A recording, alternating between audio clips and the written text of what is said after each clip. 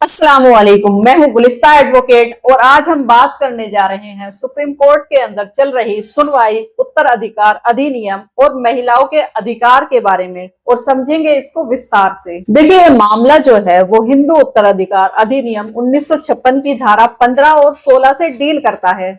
लेकिन इससे पहले ये जान लीजिए कि एक हिंदू महिला जो होती है उसका गोत्र शादी के बाद बदल जाता है और इससे जुड़ा जो कानून है वो उसको अपने पति की प्रॉपर्टी के अंदर दावा करने का अधिकार देता है। लेकिन ये जो अधिकार होता है वो कभी कभी महिलाओं के अधिकार और पारिवारिक जो संरचना होती है उसके बीच में टकराव पैदा कर देता है। तो यहीं से केस का सीधा सवाल उठता है कि कोई हिंदू महिला जो विधवा है या वो निसंतान है, तो यहीं से उठता है इस केस का मेन सवाल। इसके अंदर कहा गया है कि एक हिंदू महिला जिसने कोई प्रॉपर्टी कमाई है और वो निसंतान है और अब उसकी प्रॉपर्टी को बांटना है, तो सबसे पहले उसके पति के परिवार को वरीयता क्यों दी जाती है? उसके भाई बहन भी तो होते हैं, उनके अंदर ये प्रॉपर्टी क्यों नहीं बांट दी जाती? और अगर भाई बहन को नहीं बांटा जाए तो माता पिता होते हैं, माता पिता को दे दी जाए। तो देखिए, इसी पर सुप्रीम कोर्ट ने कहा है कि हिंदू परिवारों की जो संरचना होती है और जो उनसे जुड़ी परंपरा है उनको तोड़ना बहुत ही मुश्किल होता है, लेकिन इसी के साथ महिलाओं के अधिकार भी जरूरी है। तो इसलिए कोर्ट ने याचिका को सुनते समय सावधानी बरती है और मध्यस्थता केंद्र से मदद लेने की बात भी कही है। देखिए, बात करते हैं महिलाओं के अधिकार और पारिवारिक संरचना के बारे में। तो कोर्ट ने इसके अंदर ये एग्जाम्पल दिया है कि हिंदू जो महिला है उसका शादी के बाद गोत्र बदल जाता है और वो अपने पति से मेंटेनेंस की मांग कर सकती है, लेकिन पति के परिवार वालों को प्राथमिकता देने का जो प्रावधान है वो विवादास्पद है, उसके ऊपर विवाद होगा ही होगा। देखिए, ये जो केस था वो कपिल सिब्बल जी के द्वारा लड़ा जा रहा था और वकील कपिल सिब्बल जी का ये कहना था कि ये जो अधिकार है ये भेदभाव पूर्ण है, महिलाओं को उनका पूरा अधिकार मिलना चाहिए।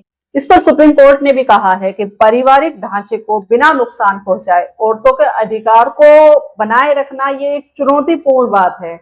अब करते हैं विवादित प्रावधानों का विश्लेषण। देखिए, हिंदू उत्तराधिकार अधिनियम 1956 की जो धारा 15 और 16 है उसके अनुसार, यानी महिला अगर विधवा और निसंतान है तो उसकी जो प्रॉपर्टी होती है वो पति के उत्तराधिकारियों को दी जाती है, और अगर पति का कोई उत्तराधिकारी नहीं होता है तो वो प्रॉपर्टी माता पिता या बहन भाई को दी जाती है। इसलिए कोर्ट ने कहा है कि महिलाओं को अधिकार देना जरूरी है, लेकिन सामाजिक संरचना और परंपराओं का बैलेंस करना भी बहुत जरूरी है। इसके अंदर जो दूसरी वकील थी वो थी मेनका गोस्वामी। उनका कोर्ट से ये कहना है कि इसके अंदर वैधानिक संरचनाओं का ध्यान रखा जाना चाहिए, ना कि सामाजिक संरचनाओं का।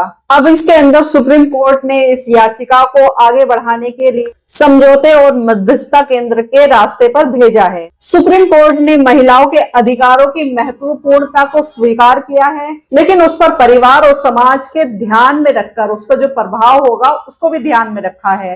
तो भविष्य में ये देखना जरूरी होगा कि संपत्ति का समान अधिकार और पारिवारिक संरचना में संतुलन कैसे कायम किया जाता है। देखिए, अगर कोई महिला अपनी संपत्ति अपने मायके वाले परिवार को देना चाहती है तो उसके लिए सबसे बेहतरीन ऑप्शन ये है कि वो उसकी विल करा दे। अभी जो कानून के अनुसार प्रावधान है उसके अंदर महिला की जो संपत्ति है वो पति के परिवार वालों को ही जाती है, चाहे भले ही महिला निसंतान हो। कोर्ट की सुनवाई से ये साफ हुआ है कि महिलाओं के अधिकार महत्वपूर्ण हैं, लेकिन उन्हें लागू करने के तरीकों पर सावधानी बरतना बहुत जरूरी है। तो ये सवाल आपसे है, क्या हिंदू उत्तराधिकार कानून के अनुसार महिलाओं को पति के परिवार से समान अधिकार मिलना चाहिए या पारंपरिक संरचना को बनाए रखना ज्यादा जरूरी है? ये हमें कमेंट सेक्शन में जरूर बताएं। अगर इस वीडियो से आपको जानने के लिए मिला हो तो वीडियो को लाइक और शेयर जरूर करें, और अगर इसके बारे में आपका कोई सवाल है तो आप हमें कमेंट सेक्शन में पूछ सकते हैं। बाकी इसी तरह की इंफॉर्मेटिव वीडियो देखने के लिए आप जुड़े रहिए हमारे चैनल से for legal update by Gulista advocate. Thanks for watching, have a good day.